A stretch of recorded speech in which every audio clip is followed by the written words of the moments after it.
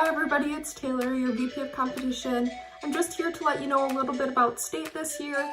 So this year it is going to be virtual and it is going to be a mix of pre-recorded and live events, which is really exciting.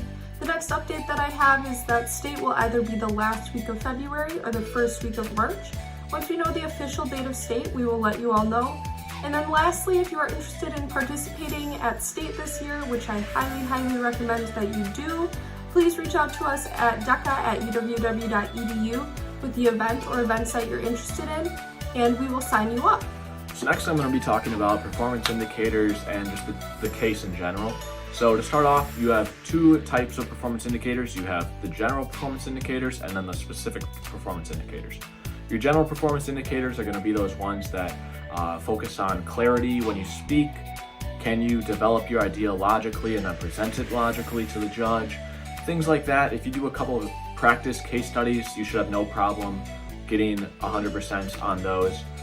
Those are pretty basic, but then when it comes to specific performance indicators, that's where you're going to be really judged and critiqued more heavily.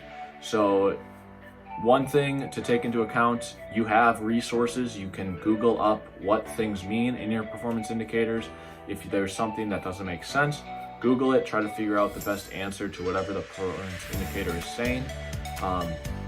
If it's talking about maintaining something or identifying something, make sure that you seek that out in the case and identify whatever that it is asking you to do.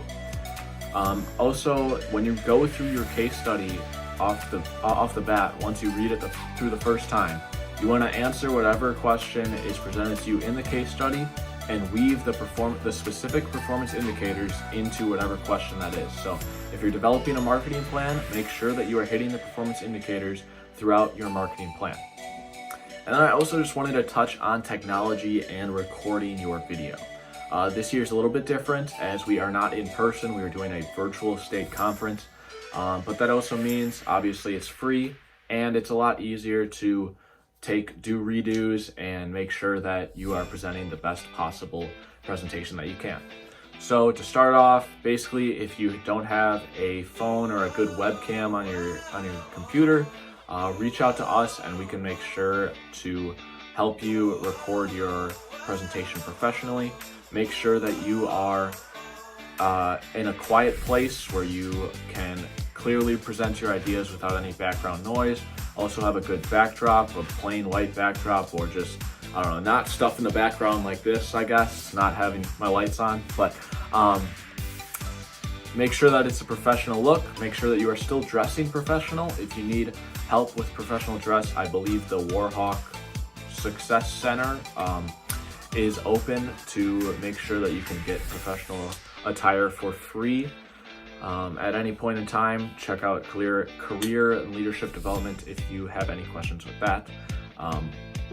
But all in all, if you need help recording a video, make sure to reach out to us and we can help you make sure that it is the best video possible before you submit it. Hi everyone, I'm going to be talking about the opening and closing statements of competition. And so going to opening statements, you want to make sure that you include a little icebreaker. Be mindful of their time and just show them that you appreciate them taking the time to meet with you, and include like, thank you for meeting with me and talking about the financial plan, or thank you for making the time to discuss the event that we're planning for the company. And you don't want to take too much time on the opening statement because that will just take away time from the case study or the prepared project. Along with closing statements, you want to make sure that you go over just briefly what you've discussed, and if they are someone that doesn't really know you or work with you in the role play, make sure you include that. Like, if you have any further questions, you know where to reach me, or if they don't know where to reach you, just be like, here's my business card. If you do have any questions, you can always reach out to me, and just keep it simple and make sure you have all the time that you need for the actual case study or role play. Hey DECA members, today I just want to give you a few tips on how to stay professional while doing your virtual case studies or prepared projects this year. My first tip is to make sure you are dressing professional throughout your entire body when doing your recordings or your live virtual events. Now, this doesn't mean just wearing nice professional clothes on top. It means your entire outfit, even your shoes. This doesn't just help you look professional to the person that could be seeing you, but it also just makes you feel more professional, and it gives you a little bit more confidence while you're presenting. So that means no more pajama bottoms. Make sure you wear your slacks, skirt, or dress. So next, you want to make sure you are monitoring your time. By doing this, you need to practice before doing your case.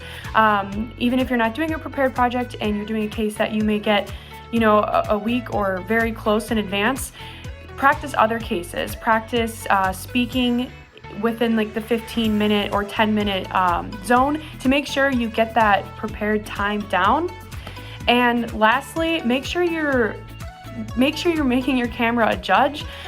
So it means you don't want to pretend like you're just talking to yourself. You want to make sure you're acting professional while looking at your camera.